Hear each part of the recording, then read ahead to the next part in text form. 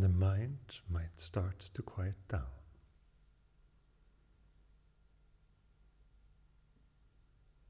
It might actually feel a bit disorienting, even if you don't touch any thoughts. But just stay. See what this is.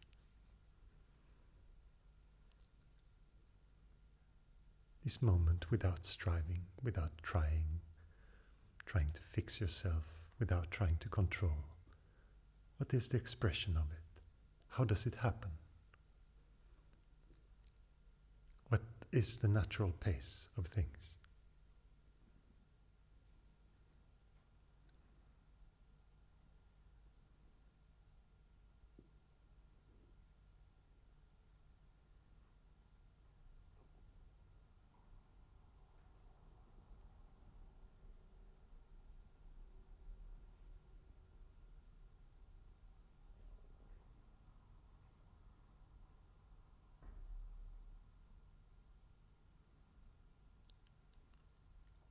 Maybe your attention has always been on the external.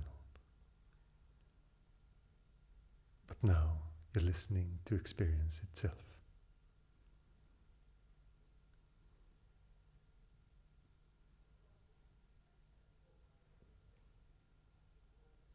Noticing everything. Embracing everything. Completely alert. Completely attentive. But not touching anything. Not manipulating, controlling, none of that. Just be here.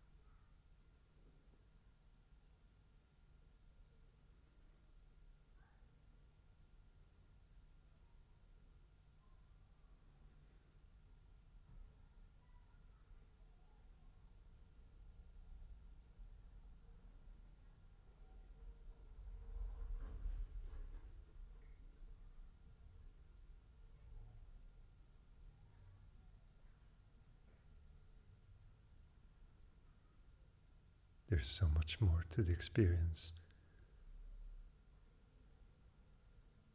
than the first layer of thoughts. Beyond the emotions of the body.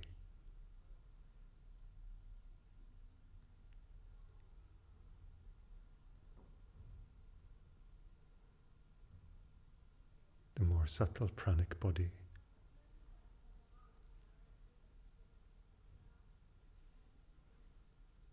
The experience of energy moving in the body becomes prominent when the mind goes quiet.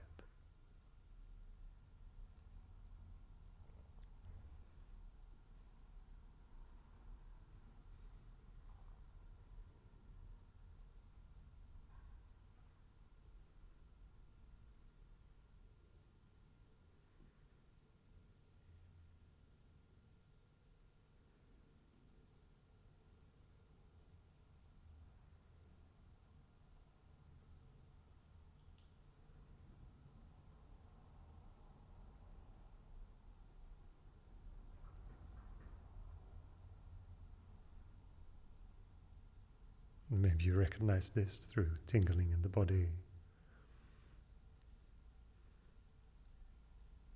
subtle movements of energy.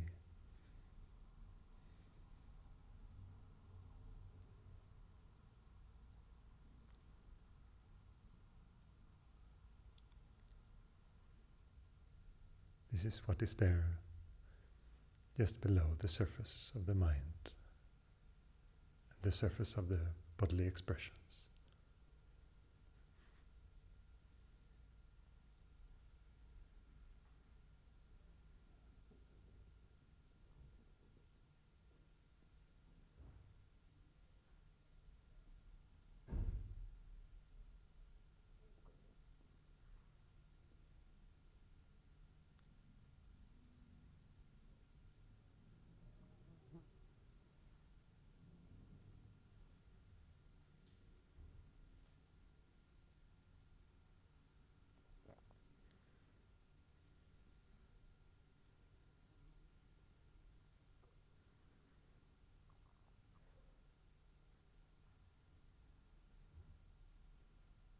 again, if you get lost in thoughts, come back to recognizing this moment. Notice the body, notice that there is thinking, if there is. Just notice the expression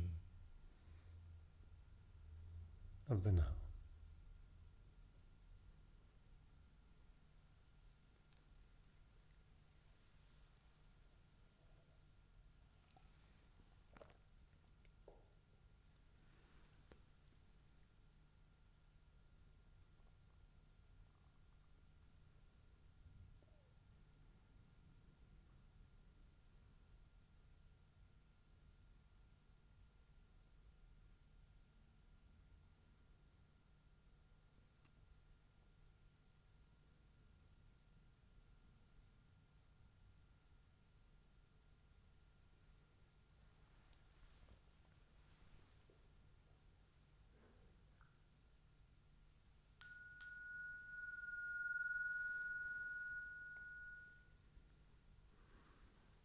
You can gently open your eyes, move your body.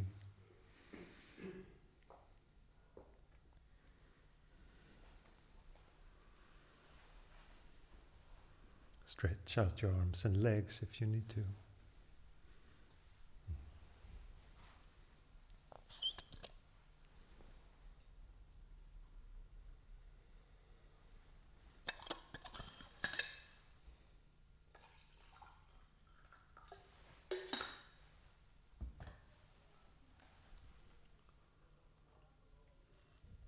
Very good.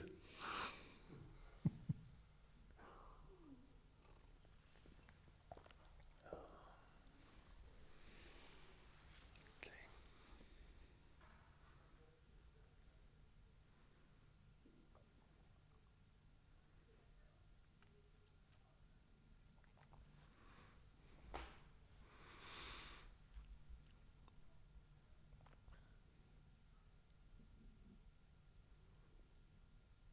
When you start to recognize this moment and what it does with your mind, when you come back to it and you notice, this is peaceful, this is nice, I like this space.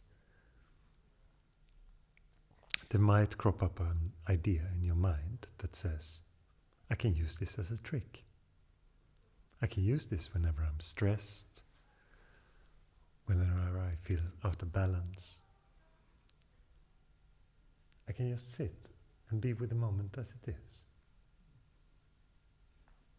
But if you have tried it, you will notice that it's quite difficult to will it. Because the mind doesn't work like that. Because it's not really something that we will ourselves into.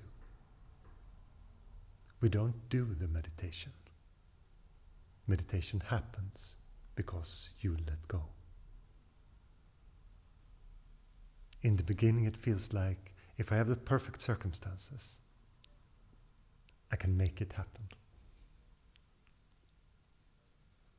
But even when you have the perfect circumstances, your perfect cushion, your incense, your candles, your quiet space, no one disturbs you, you can still not will it.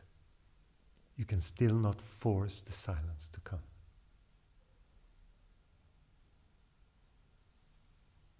And at first, there is some effort, because you need to navigate a busy mind.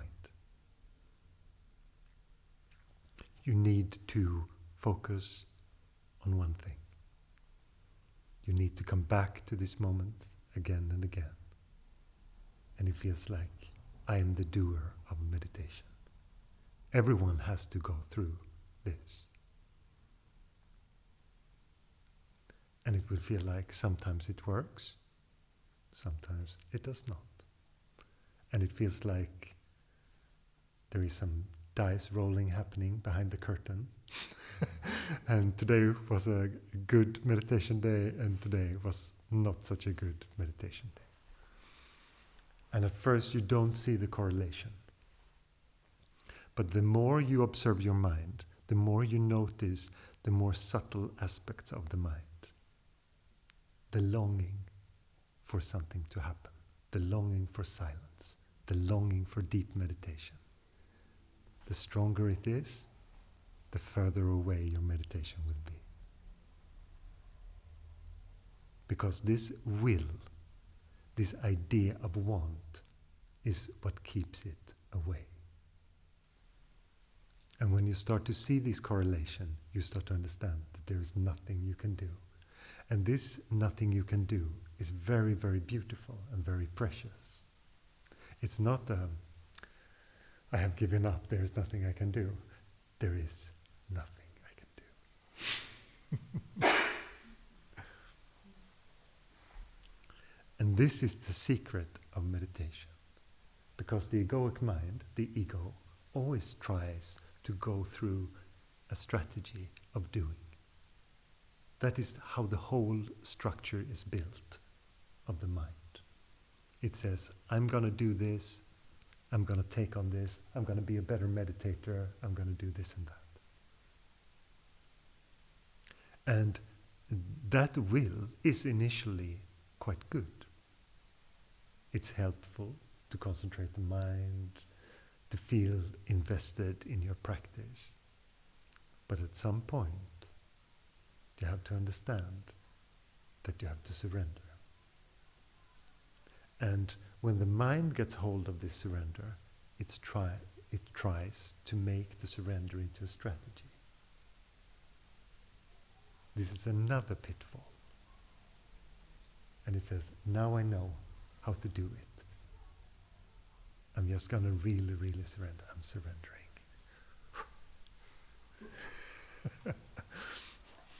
And the mind is there again, trying to become surrender. And as soon as that happens, as soon as that identity with the doing happens, it's again the meditation escapes you. And you get frustrated, and after a while you say, this is the last time. I'm going to do it one more time, then I'm giving up on this meditation. And you sit, and you really give it up, and you're like, yes, this is nonsense. And then again, silence. Because once again, you're not trying.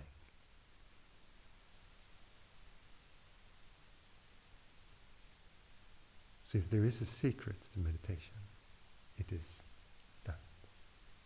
And there's a lot of confusion about this topic, because when we talk about it, we talk about non-doing, not touching thoughts, not trying to become something, not trying to fix anything. And if you interpret it on the relative level, you think that there is nothing to do. You should just be still always. But that is not non-doing. There is a natural pace to everything. If you observe yourself in all kinds of situations, maybe you're out taking a walk, sitting on a bench, how do you know when enough bench sitting has happened? It just knows. You don't have to go through that, I've been sitting here for 4 minutes and 52 seconds. Maybe that's a bit long for bench sitting. You don't have to do that. You just, at a certain point, it feels like the body is moving on and starts to walk. And this pace is there. It doesn't mean that there is always doing in everything. It just means that you could listen to this pace. And most people are so used to being in their mind and following a list of what to do next, that they have no time of really listening to this moment and see what happens. And that's all the time going into the identified ego and feel. And go with that push. But there is, even if there is a lot to do, there is a naturalness to it. And if you're busy and if you have children, you know that sometimes there is no space for anything. It just has to happen. But it still will happen as it happens. And there is a possibility to relax into all of that.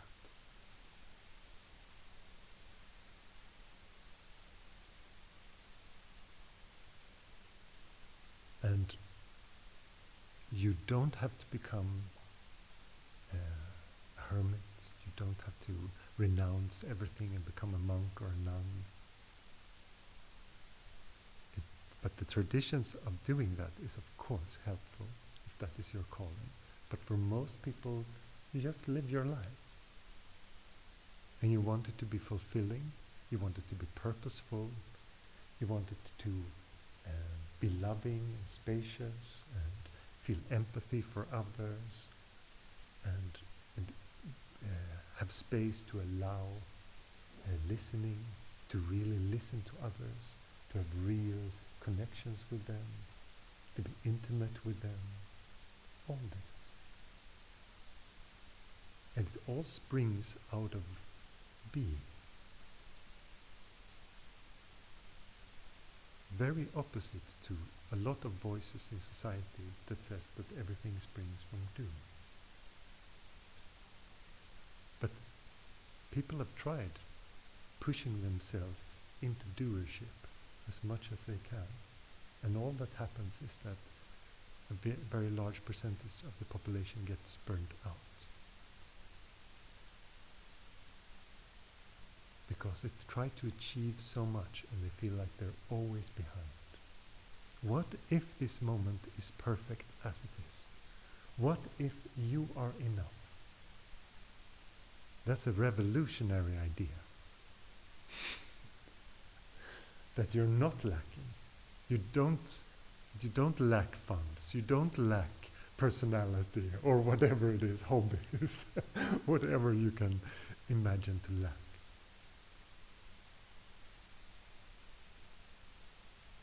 That how you are is perfect. It is as it is.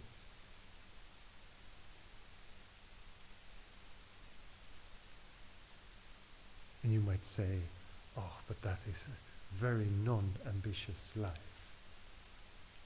You have to strive for these big goals. However, how else should fantastic things happen in your life? And I promise you, by being with what is, the world becomes amazing. It no longer becomes a thing that is something that is correlating with your expectations.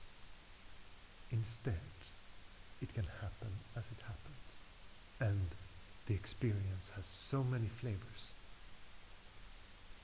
to give you. But most people have the expectations of what should happen, so there's very little that can happen.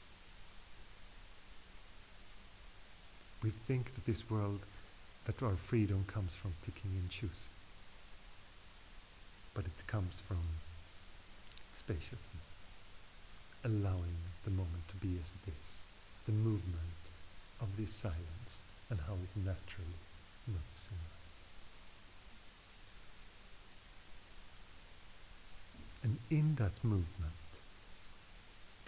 when you're in the forest and you're looking at the trees, you can see them without the filter of the idea of what they are to you.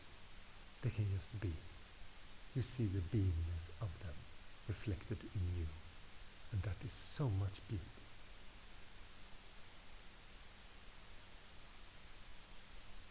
And in that sense, life is very, very simple.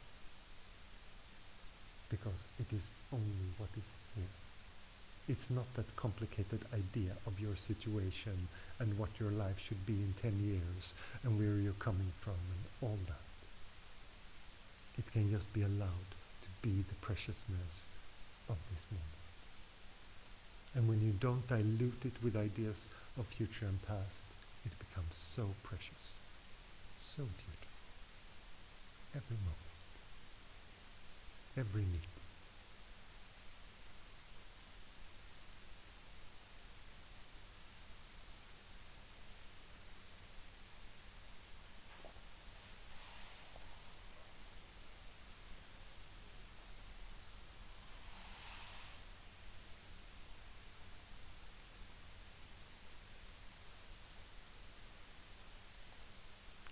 But it's also when it comes to the practice of these things, we usually inherit a lot. We inherit the fear of our parents, the behaviors, all the behaviors of the environment that we grew up in, and all this. We carry all of it, most of us. And people also assume that very quickly in your practice you should be able to cast this away. And that is not always the case. Depends, of course, on your dedication and how you approach the practice. But you have to give it time.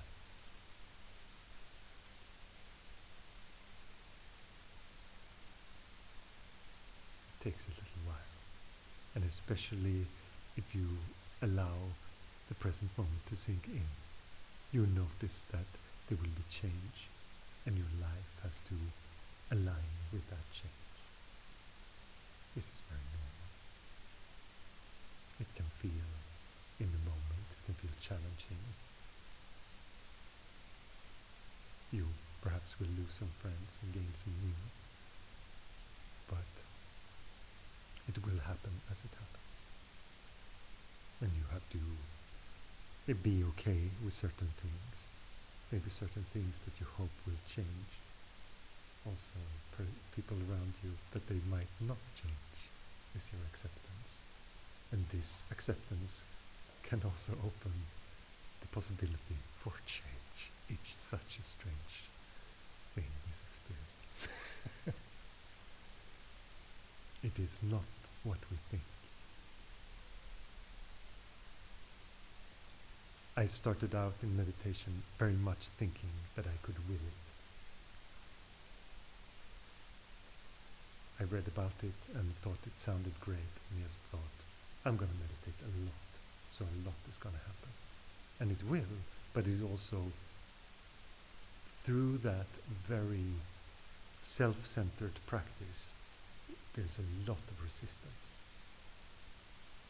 It's so challenging to trying to will the experience, to trying to, the idea, and I heard teachers talk like that, not really great teachers, but self-help teachers saying that you have to tame your mind and these kind of things. So I thought I can just sit a lot, make my mind quiet.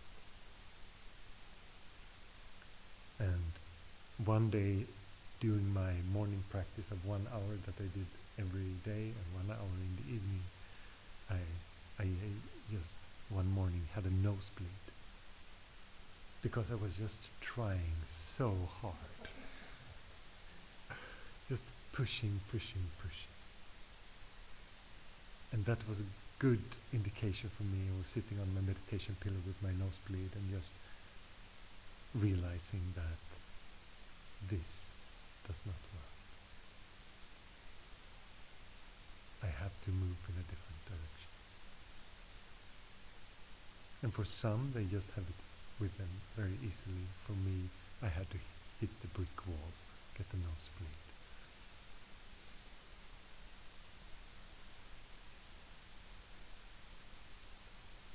So you have to try.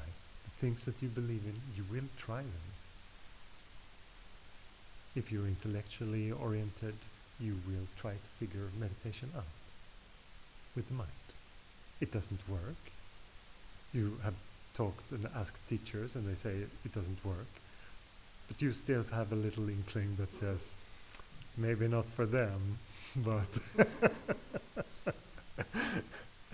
I can figure this one out. So you try it and you get frustrated. You give up. You try it again. You give up again.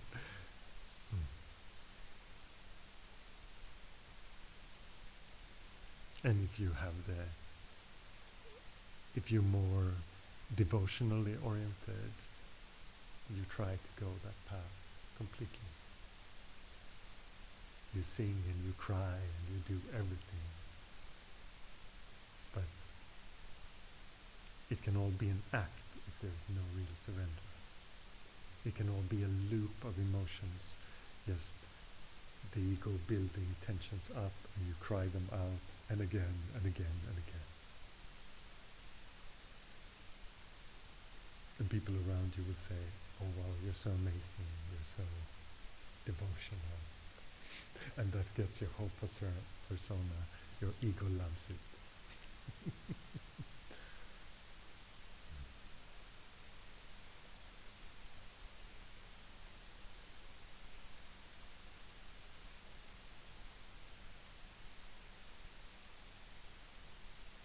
And I'm so happy for being a really, really bad meditator.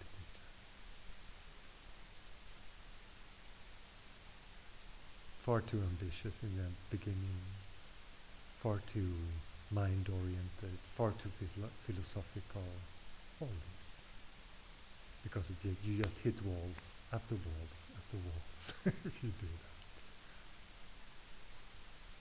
But you become good to talk to others who try the same. You understand where they're heading.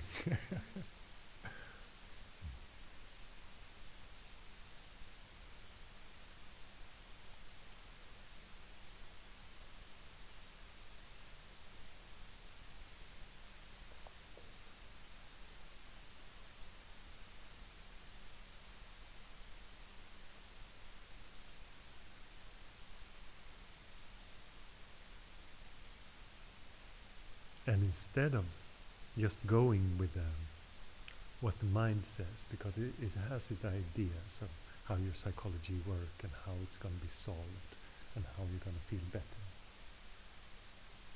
Most people, they know they think they have a good grasp of how I'm going to get happy. I just need more of this, and I should dedicate myself more to meditation, or I should do this and this, and only if my practice were like this.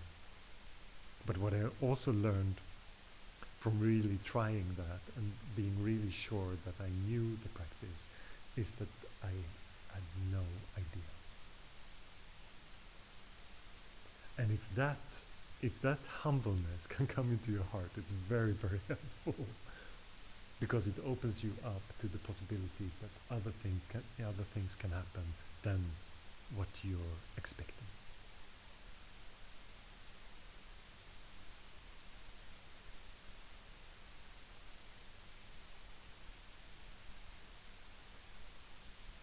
And how you really give up and relax into the experience. If you knew it already, you would do it. Because it's so beautiful, it's so precious to just be with what is. You would just do it, of course. But you have an idea of how the roadmap, how the map of getting there is. And usually the idea is that you are lacking some aspect of it. But what if we made the thought experiment that there is nothing lacking? That you, as you are now, is perfect. That you came here today is perfect. This is it. This is exactly what you needed to hear in this moment. Could you even embrace that? Could you take it in? Or is your mind, while you're listening to these words, arguing? Yes. Yes, because that's what you're used to. And maybe you've been with me for a long time, and then you trust me, and then it's easy to go with these words. But if it's your first time, it's very challenging, because you have your ideas, you have your experiences, you're not used to the words that I use, so it will be challenging. It will be new. You won't really listen, because you will be with your own thoughts so much. And what I am talking to is not your mind. I don't care so much about your mind. I don't care so much about your thoughts. I care about your heart. And this recognition of this moment that is here, if you can mirror that by just a little openness and a little trust, then we can talk. That is what we refer to as satsang. To meet for that. To meet from heart to heart, from beingness to being. And many years ago I had my talks on meditation were in Swedish, and I had a man from Argentina who came. And I asked him after a couple of times, are you alright with this? I know that you don't understand a word of what I say. And he was so, I think that would just confuse me more. I just enjoy the space so much. I don't need to understand what he's saying. And when I think about the meetings I had with my teacher in India, it was the same. In the beginning, he couldn't talk any English, so he just spoke Hindi. And the translator sometimes had groups, French groups, which we were translating for. So he talked for 15 minutes. She translated to French for 15 minutes, and then she said for 15 minutes in English. So every topic, everything could take 45 minutes. So you had to just listen to the space. And I enjoyed my teacher's company so much because of that reflection. This is the most important teaching, what is beyond the words. And the help that the words can provide is just that it can guide you when you're stuck on words. You have your ideas, where you're going, what's going to happen next, where you've been, all this. And what the obstacles are, and what your situation is. And this is where the words can be helpful.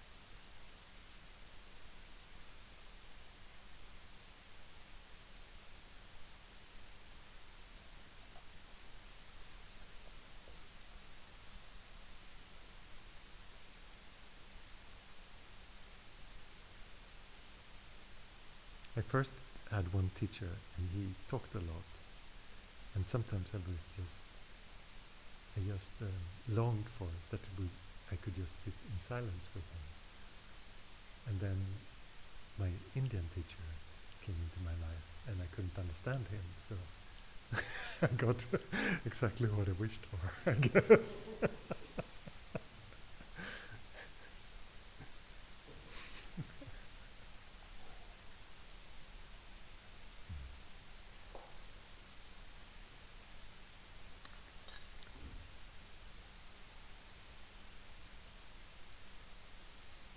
Is there any questions?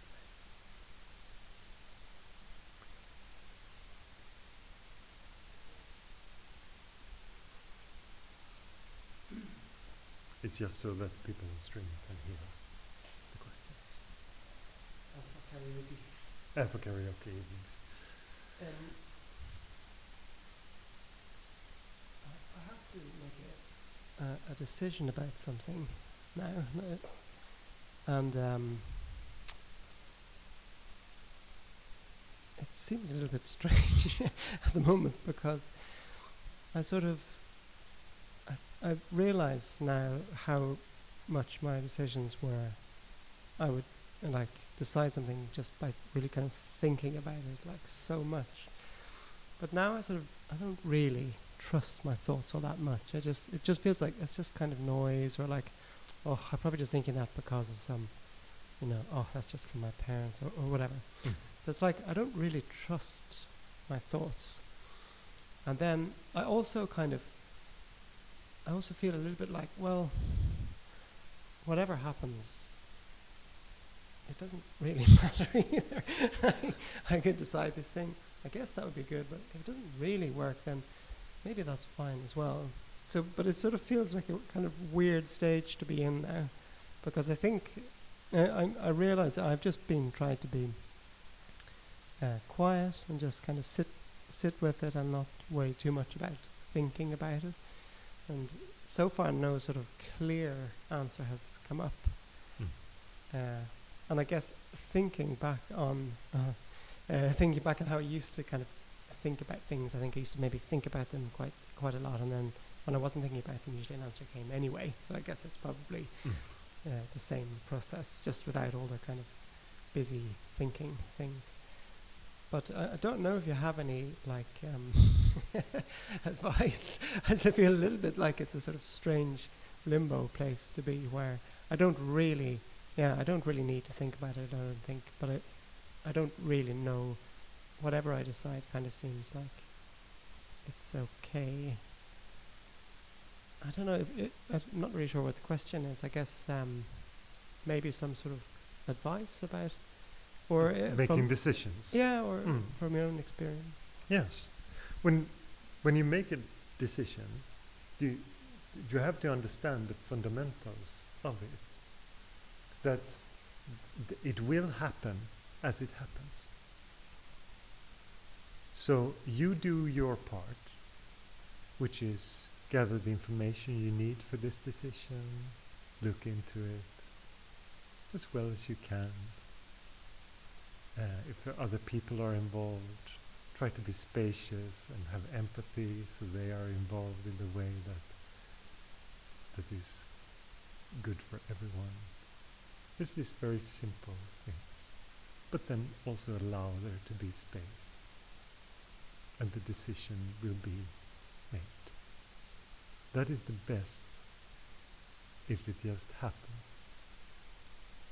And sometimes when you feel like you have a big decision, when it comes to the moment of deciding, something completely changes.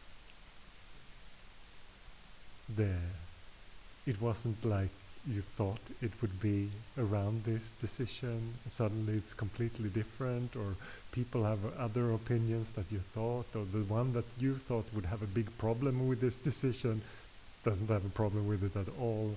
It can just everything can be like that. And the more this acceptance is there, that it will happen as it happens, the easier it will be. Because when the ego really gets hold of a decision and makes it super important, that is the worst. It's just very, very identified. And if I don't get this right, my life is ruined, or those kind of stakes that are completely unrealistic. Those are the most brutal ways of the identified mind. But when you have the recognition of beingness, you will notice that things happen as they happen. Who is the one taking the decision?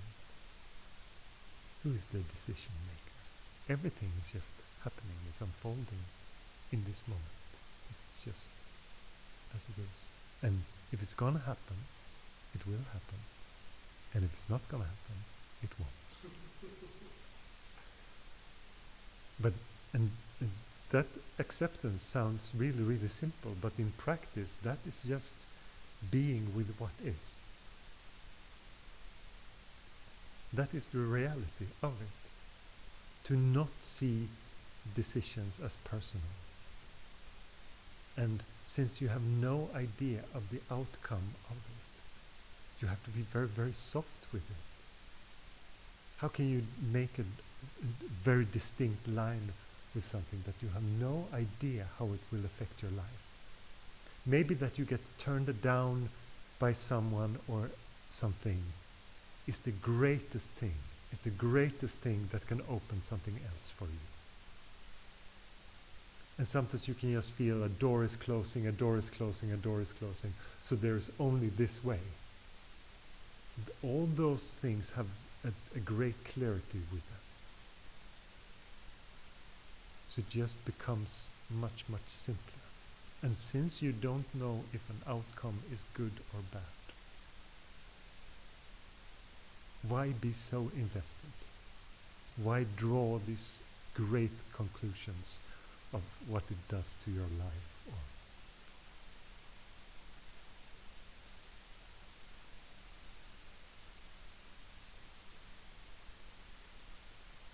it becomes so much easier if you just stay with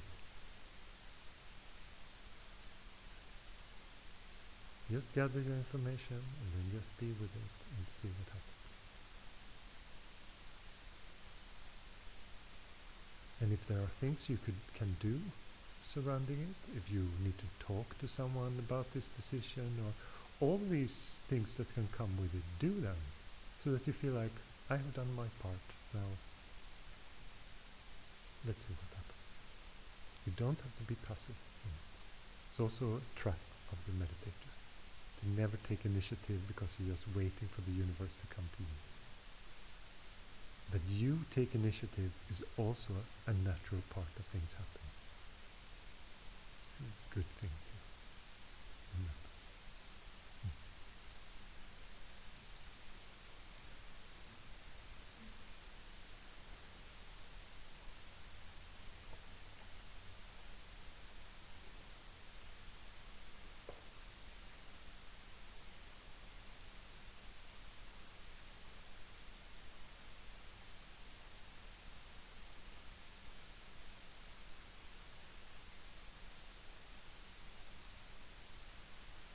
So easy to walk around with the idea of your situation and that it takes up all your mental space. Because most people just think about the same things over and over, every day, more or less. Maybe 90% the same. Worrying about more or less the same things in different flavors, in different shapes.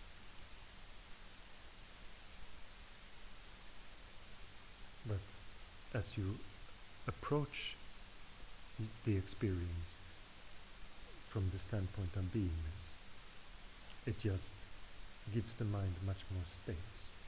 And in that, there's also the possibility of ideas coming, of other views coming that you would never have been able to think yourself to. Suddenly something just comes. This is possible. But it usually needs spaciousness. If there is space between the thoughts, it's much, much easier. It's much easier to read everything.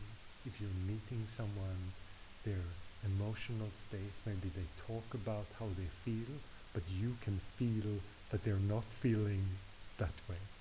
That they really want something. They say, I don't want anything from life right now. And you can see how they desperately want things. These kind of more subtle aspects will be much clearer. That's just part of the silence.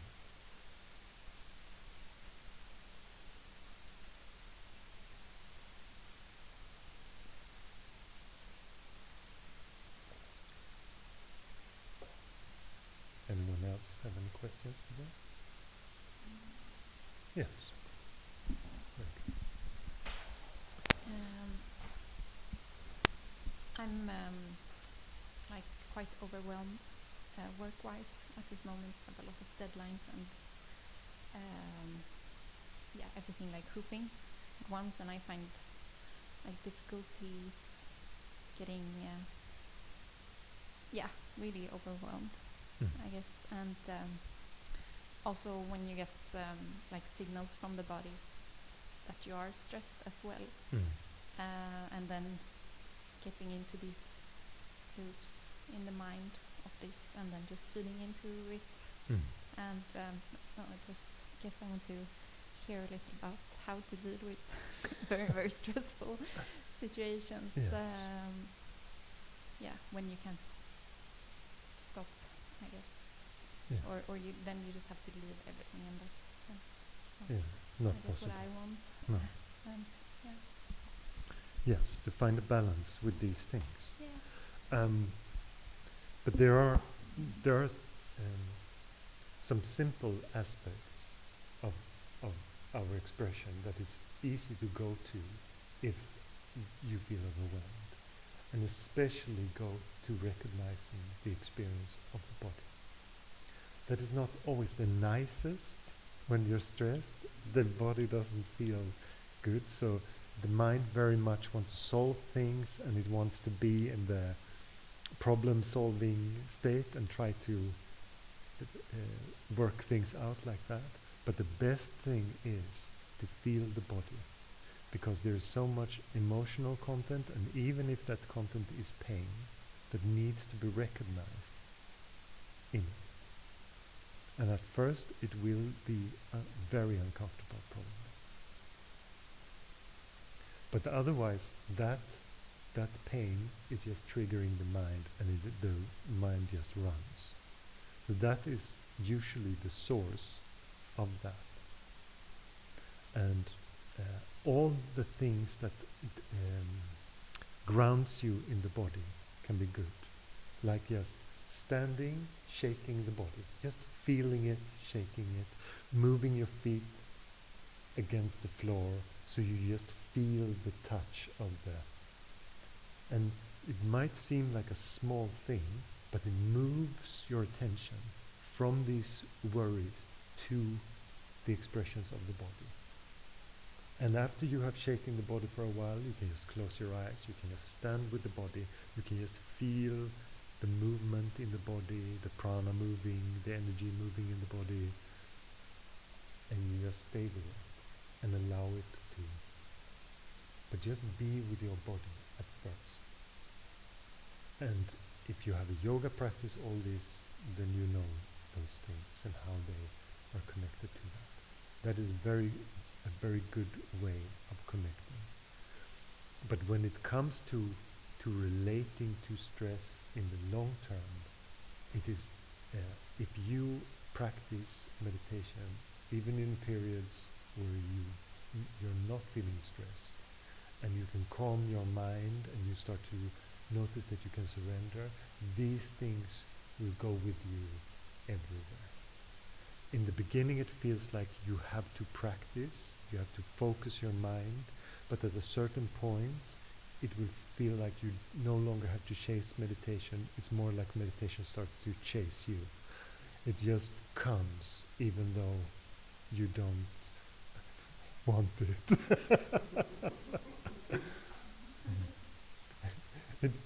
It can... I was very surprised when that started to happen in my experience, because I was in situations, I was arguing with my ex-wife, and in the middle of it, it just comes bliss.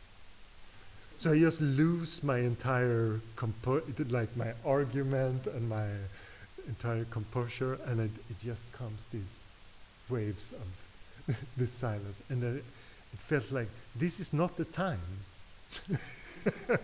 You should come when I sit on my mat or when it's peaceful, not now. But it just came. These started to come very naturally. And when that happens, you start to see very clearly that all the things that you believe so strongly and that you fight for in your mind and that you identify with is bullshit. And that it's just very weak compared to this beautiful stillness that is beyond. And it's not far away. It just takes some dedication, because you have to change your patterns at first, and then the naturalness of it will happen.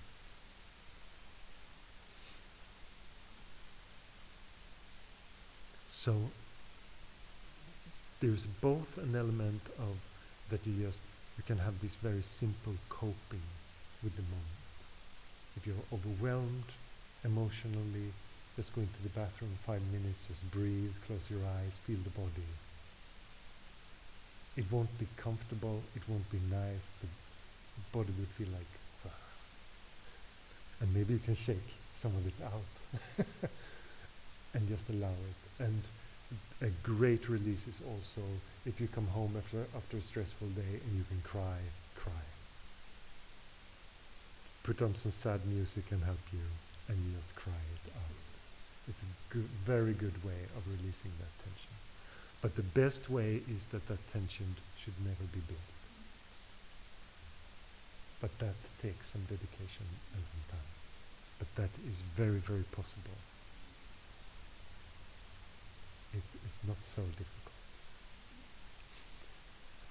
People sometimes talk about this tradition that's referred to as Advaita Vedanta or Vedanta as very advanced meditation. But I just want to say for the record that that is complete bullshit.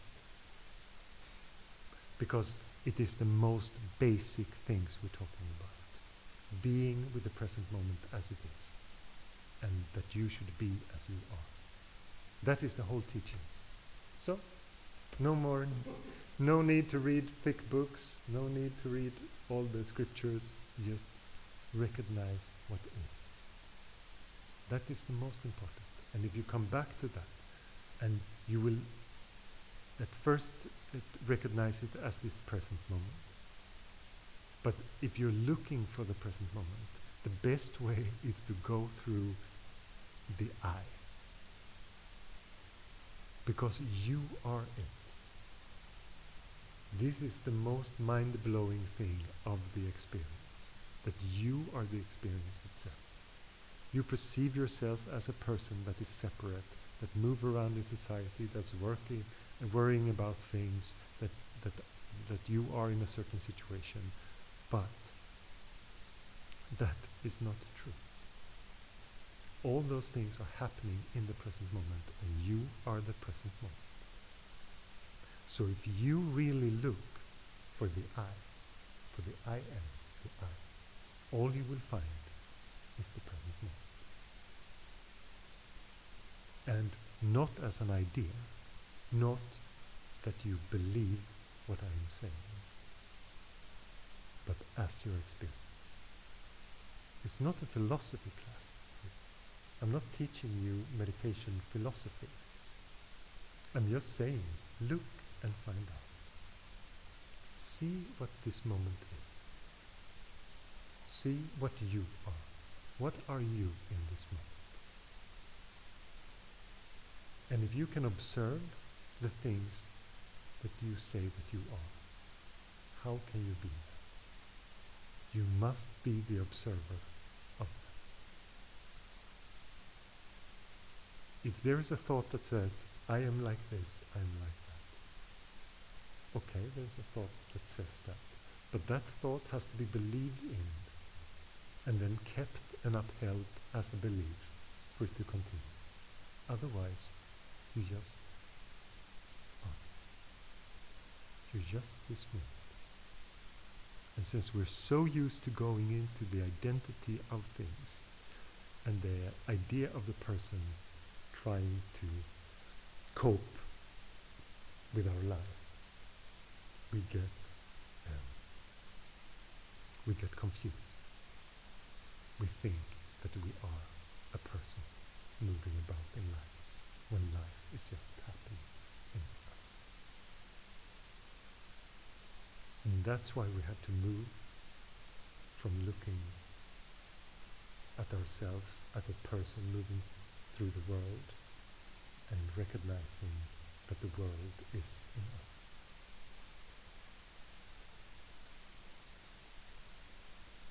And you will notice, if you observe, that your current state and what you take yourself to be is what you project into the world. And if you start to notice it in yourself, you start to notice it in others.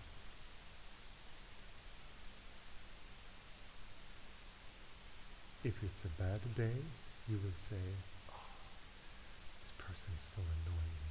My mother is terrible. Whatever it is. On a good day, everyone is nice. They're so much more pleasing. It's not that they changed. It's that the view changes.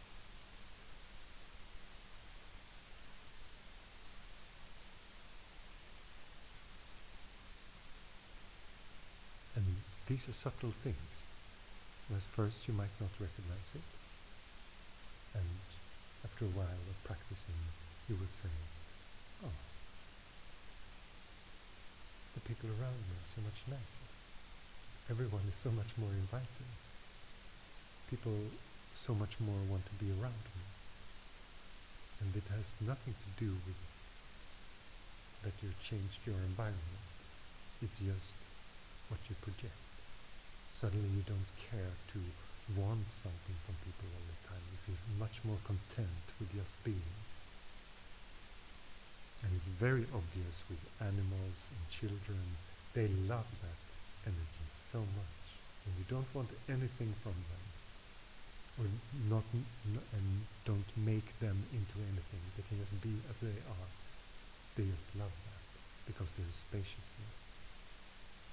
But we all love that. Everyone wants to be loved, accepted, taken as they are. But we don't give that. We place in ourselves all kinds of ideas of what we should be, how we should be better. If I could only fix this and this, I would be enough. But you're perfect as you are. That's why I say, you don't need to be fixed. But I have this and this problem, I have this psychological problem, I go into depression, or I have these problems with my body, I want to fix it. But the approach to it could be so that it can be fixed. But when you accept it, it can be allowed. There's no resistance to it. It doesn't make it bigger and bigger. It doesn't become anything. It can just be as it is. And that is always a much more honest and much more neutral place for things to happen. Otherwise, there's always tension. Want or dislike, all these things.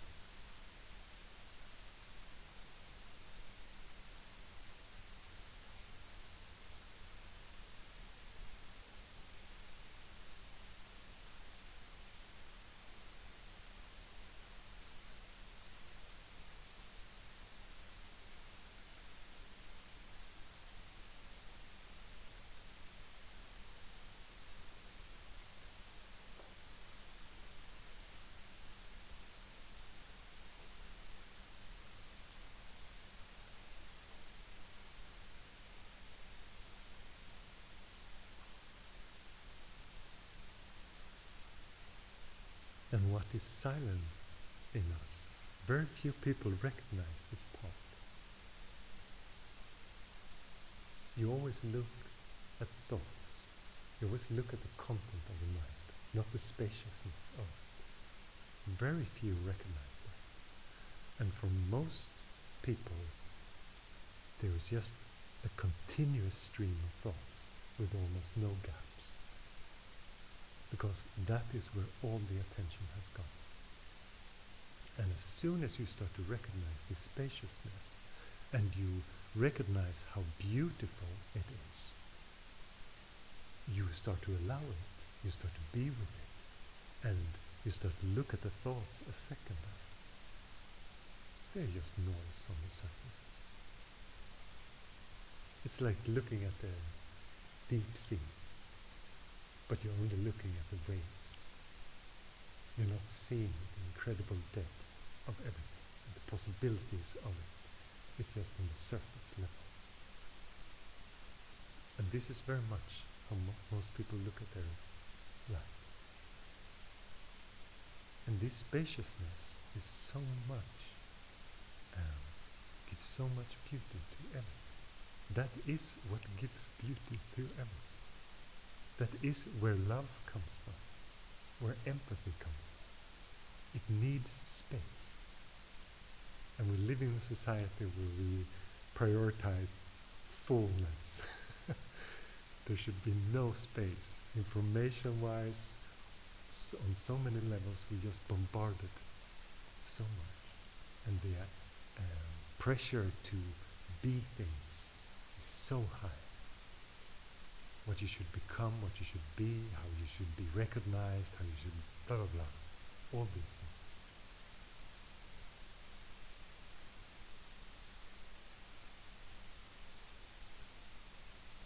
And all we want is the deep acceptance that we call love. To be taken and be accepted as we are. This is the most beautiful thing. And it seems so scarce.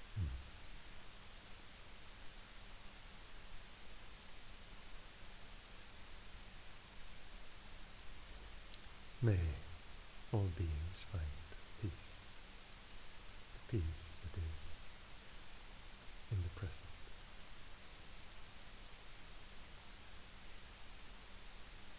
Finding the wisdom to surrender to it and to be as they are.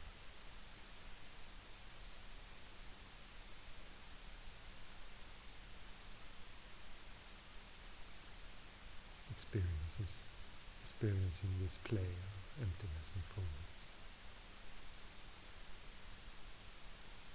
that is in everyone, the unidentified beingness that brings about the blissful nature, joy, love, empathy.